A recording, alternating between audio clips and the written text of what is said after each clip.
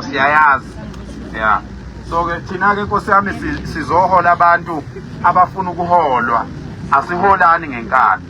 Uma ubona ukuthi ngesikwazi ukuhola ungezi lapho esisuke sikhona khona, ngoba sizohola abantu bakithi abafuna ukuholwa nabafuna ukuselekelela ukuthi silungise ezinye izinto lapho esihleli khona uhulumeni angakwazi ukufika khona. Thina yakusifice sithuka ikhansela, thina silethuka ikhansela, thina siyalitshela ukuthi khansela lungisa lokhu, ulungise lokhu, ulungise lokhu. Uyabona nje wena mawuse nengqondo ukuthi kufanele kuthuka ikhansela ngo-2026 wena une problem. Yeah. Umuntu okholwayo bafundisi ukuthi ngoba ngiyiphathele indaba nje akekho umuntu okholwa yimi ukuthi ngiyakholwa. Ngoba mina ngibuye ngisho phela into mangingayithandi. So ke bese kuthiwa ngikholwa. Kanti noJesu ngizothiwa wayexebulana njengendoda. Uyabona manje mina ngibona ukuthi ngize yena. Uyabona.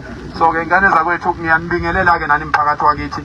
Sibonge lo mhlangano bekungewona umphakathi kodwa sicela ukunibonga ngothando eninalo ngendawo yakini ukuthi niphume kangaka manizwa kuthiwa sizoba la bese sizobonisana namaphoyisa nje nama-security companies namakhansela nomphathi station nabo bonke abanye abaholi ama-community organizations akhona.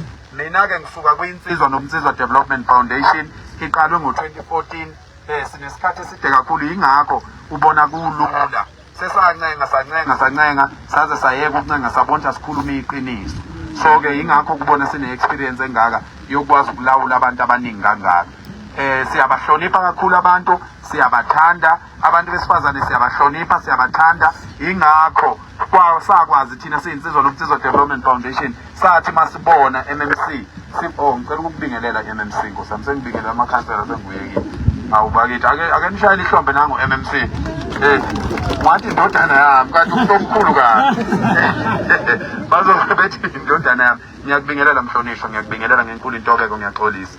Sathatha isinqumo thina into iqalwe umuntu wesifazane. Nibayeke laba abakhuluma manje bethi uphakela ufuna ukuthatha into yomuntu wesifazane, uphakela ngabahlonipha abantu besifazane. Ngaba ngokuqala ukuthatha isinqumo sokuthatha insizwa ngiyovikela ingane yakwethu engangiyibona yenza into enhle. Ngivele nginawo umsebenzi engiwenzayo okhona owaziwayo. So ke laba ba-excited manje abafuna ukuxova ingane yakwethu uMangobese abayeke, ngoba yimi engingaxoveki.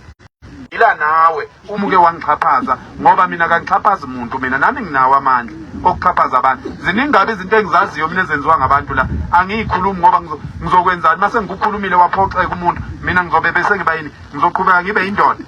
Ngikhuluma into indoda yazoyikhuluma kimi ngoba ingethemba, ngivuke kusasa mina ngihambe ngiyixoxela amanye amadoda ngiseyindoda nima nginjalo. Indoda ifa nezinto ezimbi ezenziwa ngamanye amadoda phambi kwayo, yathi ngoba kwakukhona okwami makungalimazanga mina nomndeni wami awuthi ngibuyeke. Yicala elingafihlwa. Mawubona umuntu eba umbamba oqotsheni ubiza abantu uthi nangu yeba, awulindi umuntu antshontsha aqede azahamba yolala ulinde inyanga wena bese ubuya ngakusasa, ubuye after 2 months uzothi hayi wayentshontsha 2 weeks back. Yini sekuphelele imali wawuyintshontsha naye yini? Ngoba phela yona into engakwenza ukhulume leyo. So ke asiyekeni ukuxoveka, ningavumi ukuxoveka, ningavumi, khiphani ipolitiki, hambani niyovota. Nibona nivotela abantu abarong kanjena nje ukuthanda iqembu nomuntu ngaphezulu kwezwe. Thandani izwe ngaphezulu kwabantu. Nizobona kuzobalula kanjani. Lapha ke bafethu kunanasi isimo la sokuthi njengamanje ade kuvele kukhona. Nginixoxela ukuthi umhla ka-30 kungani nibona abantu esikhundleni sokuthi benqome ukuthi uphakela wakhomba umhla ka-30 watshela izwe lonke, wahaze wayotshela noNkulunkulu entabeni ukuthi umhla ka-30 awuzukuba nalutho. Uma umhla ka-30 usunokuthula, amaphoyisa azangadubule muntu owaye eseyimashini eziqondile, amaphoyisa azangalwe namuntu. For the first time amaphoyisa asebenza kahle, kube kunezimashi ezinkulu, ngoba siyabafundisa abantu maphoyisa ukuthi abanihloniphe, siyanithanda. Ngaphandle kokuba ngamaphoyisa ningabanumzana, ningomama, nizingane zakwethu, nizakhamizi. Izinto ezisi-affectayo njengoba ningamaphoyisa ziyani-affecta nani ukuthi ngoba nina nigqoka i-uniform baba fanele nibekezele umsebenzi wenu uthi bekezelana kodwa usizi lwenu thina siyalwazi ingakho singafuni ukulwa nani ngeke silwe namaphoyisa ngeke kuphinde la eSouth Africa umuntu wase-South Africa alwe nephoyisa kodwa eligangayo sizoliveza ukuthi nani iphoyisa eligangayo kususwe lona kuphela kungathukwa wonke amaphoyisa ngoba khona amaphoyisa ayinikele la amanye amaphoyisa mphathi stage a-compromised amanye amaphoyisa a-compromise ngoba omphathi stage ibona ba-corrupt bese amaphoyisa iphoyisa elincane ligcina lesaba ukuthi eyi ngizoyiveza kanjani le nkohlakalo ngoba yenziwa umphathi wami uyabona so-ke lokho siyakuqonda lokho yingakho singafuni ukulwa namaphoyisa ngoba thina ubrigadier ugenerali uyini enkulu emaphoyiseni uminister mubonile nje trust me sisemva kwakho sinedatha siyazi sizokulandela kuyoze kuvele ngoba sifuna izwe lilunge so-ke yingakho kungamele ethukwa amaphoyisa ngoba ngempela uthola ukuthi iphoyisa elinye litransporta izinto ezingalungile iphoyisa liyeka ukubopha umuntu ogangayo ngoba umuntu ogangayo unenamba kamasteshi umuntu ogangayo unenamba kakapteni umuntu ogangayo unenamba kabrigadier unenamba kageneral unenamba kabani so mayethu uyalokhuza uyambopha eganga avele umuntu akhipha ucingo lisathi liyamfasa iphoyisa afonele iphoyisa elidala iphoyisa asiwazweleni amaphoyisa amaningi asenkingeni amaphoyisa athatha isifungo ayathandaza ayakhulekela lelizwe aphume ekuseni every day evalelisile ey'nganeni zawo efuna ukuyosebenza elizwe afika vinjwe ngabaphathi bawo naba lapha kumadlanga commission ubufakazi naba abaphathi bamaphoyisa bevela amagama abudu avela lapha ungenza njani mangabe umuntu omkhulu azabe ngangogeneral kuyena ogangayo lokwenza njani iphoyisa asiyeke asime ngandawonye so lento yomsindo eniyibona igcwele lapha ezweni akusikhona ukuthi ngoba kunomsindo ngempela yini akusikhona ukuthi ngoba uphakela umthakathi enikezwe imali ubaba umengameli uRamaphosa yingoba uphakela umthakathi wahamba waya kuRamaphosa wafika wathi Ramaphosa uma kuke konakala ezweni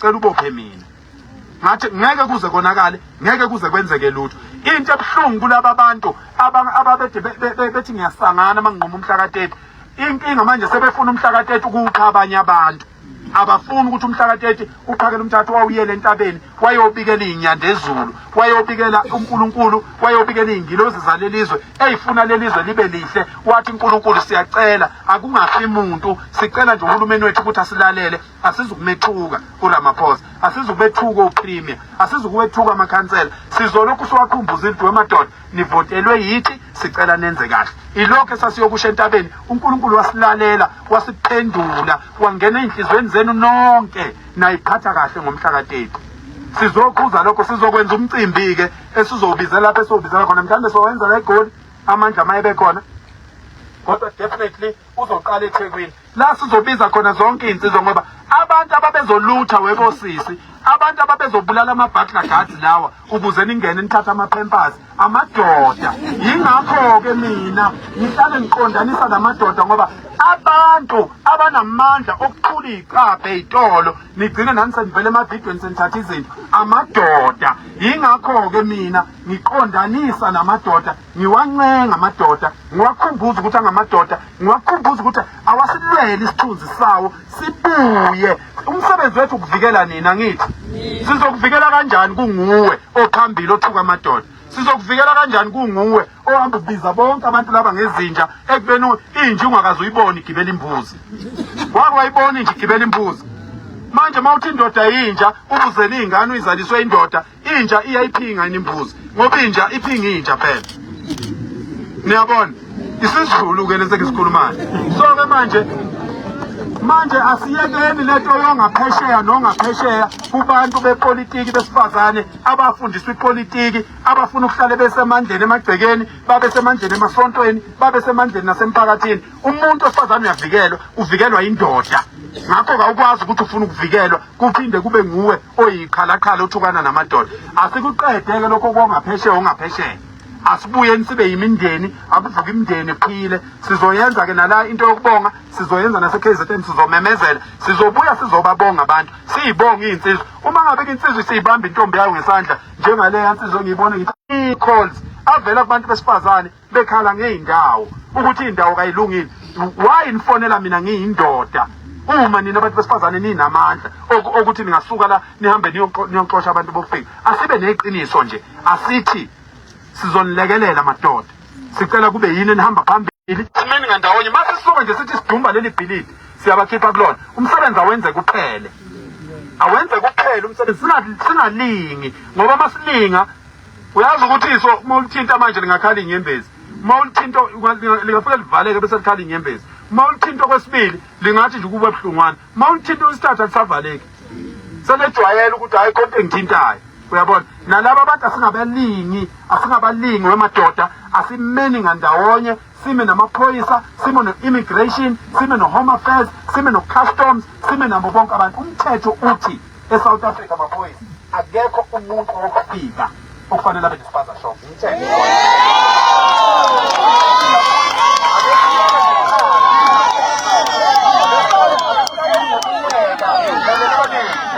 yelana amaphoyisa yime ngo-agresana, senzela ukuthi sibe right, ake siyeke ukuthi unamaphepha noma akanawo amaphepha, umthetho uthi ngeke abe nespaza shop.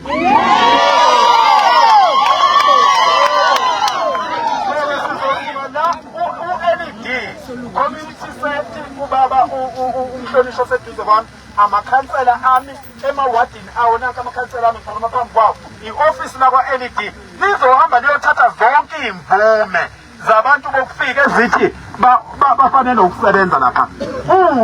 Uma i-ofisi lakwa-LED kutholakala ukuthi leni manje ekuseni ngisuke ngo-3 kwaNongoma, ngiphume emhlanganweni manje ekuseni, nginomhlangano futhi ngesabatha, ipaza shop ngizoyi-ona wey'ngadi zakwethu khululekani.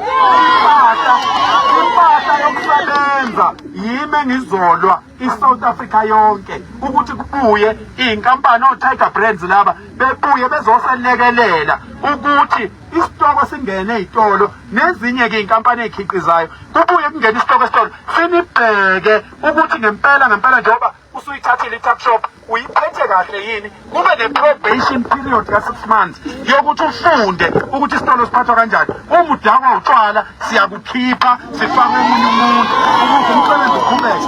Izwa lizukufa alizukufizwe libulawe ngamavila acabanga imali njalo. Umuntu onebhizinisi akabuphuza utshwala, umuntu nje onebhizinisi akabuphuza utshwala ngoba ulala 4 hours kuphela, akakwazi ukulala kakhulu. So uma uphuza kuno 3 hours nje uzohamba mahhala udakiwe wena ungaboni ukuthi ezweni kwenzakalani.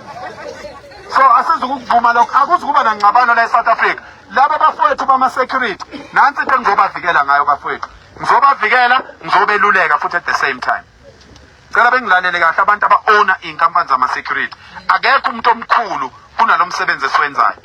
Nibobona ngokuthi upresident asibize siqimbile siphethe induku sihambe sohlangana naye siphethe induku, nibobona ukuthi serious kangakanani. Akekho umuntu ozoncengwa, akekho umuntu okuzogangwa ngaye, akekho umuntu ozohlukunyezwa. Kufanele kuphilwe iqiniso kusukela manje kuya phambili bafowethu. So njengoba singaka wey'ngane zakwethu kuleli bhilidi, siyazi ake senze isibonelo, kuleli bhilidi kunomuntu okufika osebenza ngaphakathi. Umsebenzi we-security ukugada esangweni noma emnyango angithi. Thina-ke siwumphakathi, into esifuna ukuyenza sifuna lo muntu lo ona lesi spaza shop, sifuna ukumtshela ukuthi wendoda ngokomthetho wase-South Africa awukwazi uku-ona ispaza shop e-South Africa, ngakho-ke sicela ukuthi uvale la uphume. Uma senza njalo njengoba singaka funa sisondele sithi mase sila bese sima sonke thina, bese kusuka abaholi ababili behambe belapha beyokhuluma lolo daba lolo angithi. Hayi ukuthi sonke sihambe siye laphana, nibagade siyabazi ukuthi obani abafuna ukulutha, sikliye ngabo. Abafuna ukutshontsha siyabazi, ningabi ingxenye yabantu abafuna ukweba. Ingane yakho nansi nje ingane yami phambi kwami ayiyidli into entshontshiwe ingane, ma untshontshiwe uboyidlela wena. Ingane kayinikwa into entshontshile njengoba nibone entshontshiwe, njengoba nibone ingane zenzimuhume nje ninikeza ingeniswa ngisho ekhaya ibulawela le ngaphandle idlelwe khona ngaphandle.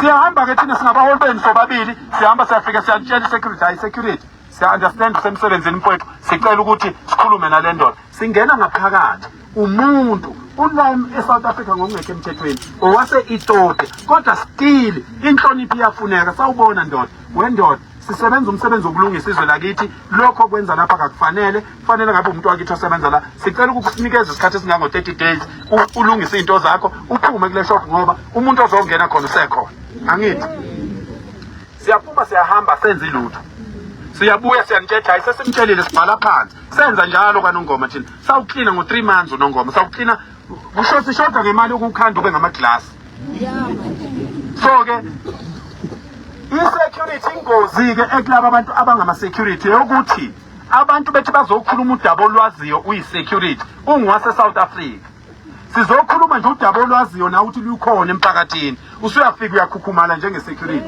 awusafuni-ke abantu bekhulume manje sewenza iphutha uyabona kodwa futhi iphutha thina esilenzayo eloku yasonke masiya sonke iphoyisa kufanele bafowethu livike ngoba phela umsebenzi walo kugada nokuvikela lesi sitolo angithi asikuvumelanini lapho ukuthi kuyiphutha ukuthi siyongena sonke endaweni lapho kuyokhulunywa khona abantu ababili akuhambe kuyokhuluma abantu ababili bebuye besinikeze umhlahlandlela nakho kokwesibili kulento yama-security kuyingozi ey'nkampanini zama-security ukuthi i-security olitshalile wena uyinkampani lifike livimba abantu base-South Africa uma befuna ukukhuluma laphana ngoba into ezokwenzeka unama-site awu-20 lama-site awu-20 abekho abantu bokufika khona wena ulwela isite eyodwa enomuntu wokufika yini indaba ungahlakaniphi okungcono uma kuwukuthi kukhona iy'nkinga oyibonayo umane uphume kule site eyodwa ngoba inkampani yakho uma kuyavela kweyami ifoni uma nje kuyavela kweyami ifoni ukuthi inkampani yakho ivikela abantu bokufika uyazi kuzokwenzakalani abameli bethu bazosuke beqale nje ngayo inkampani beyibuka ukuthi kwasira iyavela yini okwesibili lezi ibhamu eyiphethwe ama-security akho kuwo wonke lama-site awu-20 lama-security a-updated ngokukasila wona ibhamu zawo zona zi-updated yini inkampani i-updated yini wena i-tax uyayikhokha yini zonke lezi zinto bezingeke yivele ukube ume nabantu base-South Africa so-ke kuyingozi ey'nkampanini zama-security uma nisebenza bafowethu kulezi iy'tolo niyigadile gadani iy'tolo hhayi umuntu wokufika umtshele nawe ukuthi mina ngikugadele isitolo angikugade uma ubona ingozi uyi-security vala isitolo utshele abantu ukuthi hayi bafowethu ngicela ukuthi lento lo muntu aphume nikhulume naye kodwa isitolo kungaluthwa ngoba umsebenzi wami njenge-security ukubheka yena nempahla yakhe niyayibona leyona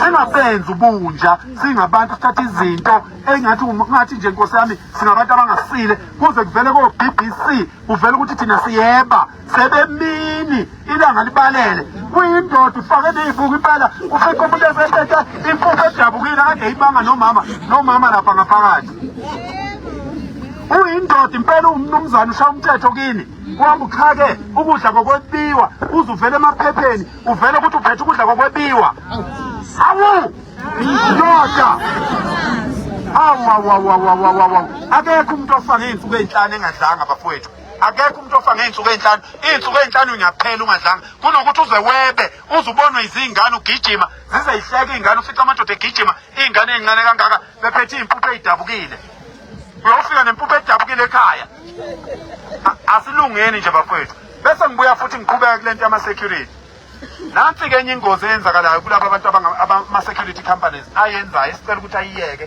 ngomoya omuhle ngoba siyaxoxa asehambeke manje ahamba ngegama lethu aya kulabo abantu bokufika ngegama lethu afika athi hayi manje kunobungozi manje sicela usikhuphulele imali bayikhuphule imali laba bantu ngoba bafuna ukuhamba kithi nabo kubungozi obuzokwenzeka abantu bokufika wey'ngane zayo kusho mina ngasho nisangihleka ngasho akekho umuntu oqale ukukhuluma nomuntu wokufika la e-South Africa nibayeke laba abafuna ukuba yimichamo yasekuseni bebe phambili akekho umuntu kuqale kwaNongoma ukukhuluma nomuntu sithi wendoda hamba uqale kwaNongoma yithi saqala ukuthi samasha sabonda kwashona ilanga la saqonda indoda sathi wendoda kukuphi kini bathi kusekhongo sathi akusekhongo ekhongo la ekhongo kune hamba khona uyabo angeke kulungeke uma uzofika umuntu ubonela into kumuntu bese ushiya yena ngemuva ngoba izokwehlula phambili sibaningi abantu esesibakhandile kwakhona la eGoli abakwazi ukukhuluma kahle ngenhlonipho noma engadelela lo muntu wokufika ungadeleli wena ngoba vele ufuna ukubuyisa ekutheni nithintane ngezandla noma niphendulane kabi ebese suke emaphoyiseni usufile kumzabalazo wethu waqala waboshwa nje wena uwedwa usufile umzabalazo wethu ngoba laba bantu njengoba bengaka mawungekho wena asiphelele niyabona bafowethu fundani lokho fundani ukuthandana iba ney'nhliziyo zokuthandana vuka ekuseni ucabanga ukuthi konje abantu bangakithi ngingabathanda kanjani konje iSouth Africa yakithi ngingayithanda kanjani ngingayilekelela kanjani nibe nalo moya wokuthanda wokufuna nihlaleni ndawonye makushona umuntu akade nisebenza naye hambani nonke niyokhalisa umndeni niwunike ithemba umoya walowo muntu oshonile uyonilekelela ukuthi niqhubeke nomsebenzi hayi ukuthi makuhamba umuntu wena njalo uhlala ubhizi makuhamba umuntu awutholakali uhlala ubhizi kodwa awukho bhizi awenzi lutho ingozi-ke kule nto ama-security makuthi ama-security azosebenzisa ukuhamba manje ayofuna imali eningi eyifunela ukuthi afuna ukuthi agade abantu bokufika siyacela-ke wey'ngane zakwethu siyacela mina okwami nje bekuqondene nama-security ukuthi siyacela ama-security companies sicela ukuma ngandawonye sonke iy'nkampani zama-security ngingathanda ukuthi sike sitholane nazo sikhulume nje eceleni nazo zodwa ngoba sitholile lapha eFosloras ukuthi kade kuthunjwe ingane yakithi ama-security eyakubheka umazi walandwa istatement sami wabuya ngestatement engasenza lapha ney'nsizwa ezazikhona lapha ney'nduna ezayiphumile igoli lonke ngoba lezi y'nduna noma ngayithatha kancane nje ziyasebenza waphuma umuntu lapha sesifike lapha so-ke bafowethu sicela ukuthi ama-security companies awangasebenzi against abantu bakithi sicela sisebenzisane nabantu bakithi nina abantu bakithi manibona iphoyisa nibona i-security sicela ningaboni isitha okokugcina iy'nsizwa zakithi ey'gada abantu bokufika insizwa zakithi enigada abantu bokufika yekani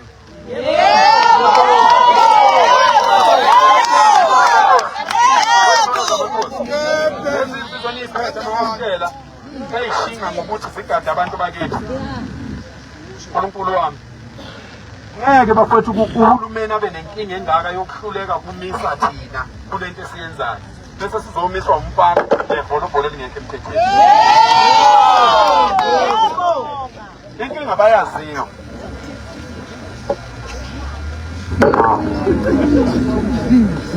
wey'nduna bobaba bami ningamadoda mina ngiyanazi angisho ukuthi ambani nibabambe ngemchilo nithi abayeke kushonini ngemlomo ukuze mhlase kumehlele okumehlelayo wena uyikhiphe uyinduna uthi mfana wami mina ngakutshela ngathi yeke le iy'nsizwa ziyangizwa njengoba ngikhuluma ziyangizwa lezi iy'nsizwa ey'gada abantu ngey'bhame engekho emthethweni ey'gada abantu bokufika ngey'bhame engekho emthethweni aziyeke hamba uyofuna umsebenzi yekela ukuba umnqolo yekela ukuba yivila hamba uyofuna umsebenzi baningi abantu abasebenza eSouth Africa kuwena wedwa ongasebenzi yekani kade njalo ngangiqale ngisho lento yekani ngoba kusuka manje thina sesizokhuluma nesitolo sekuzoba lula ukuthi sazi ukuthi ubani ogade siphi isitolo bese ngithatha lento ngiyifake kunanga ubrigadier bese kuba njani-ke ngifike ngithi unesibhamu esingekho emthethweni into nje ezofike ngisho ngizofike ngithi unesibhamu esingekho emthethweni afike ubrigadier asithole isibhamu esingekho emthethweni akuthathe seligade obani izayizayi manje. Welcome back once again to Mzansi Daily Affairs. So as you've heard it for yourself from the horse's mouth, Phakela Mthakathi, and what he had to say, right? I'm not gonna give much commentary concerning this because Phakela Mthakathi has already done all the talking, and he definitely like denies and dislikes the fact that some people are coming after him, saying that he took money and whatnot. He really dislikes it, and as I will always say on all these videos, that I don't know anything about this until the man is proven guilty. But thus far there's nothing that points out to the 3 million or whatnot. That's nothing that is credible or that we've seen. Fine, everything was muted by the time he was having a meeting with the president, but then we can't base everything on speculations, although to many South Africans it did seem like something like wrong But nonetheless, please leave us a comment down there below. Please share your thoughts and let's have a conversation. And please don't forget to like this video and don't forget to subscribe to Mzansi Daily Affairs, because we try as much as we can to bring you Mzansi Daily Affairs, although it's not the best, but then we try as Mzansi Daily Affairs to bring you the best news.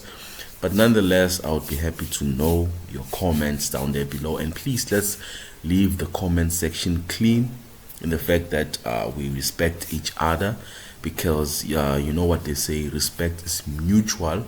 So if you give me respect, we also gonna give you respect at Mzansi Daily Affairs. Thank you.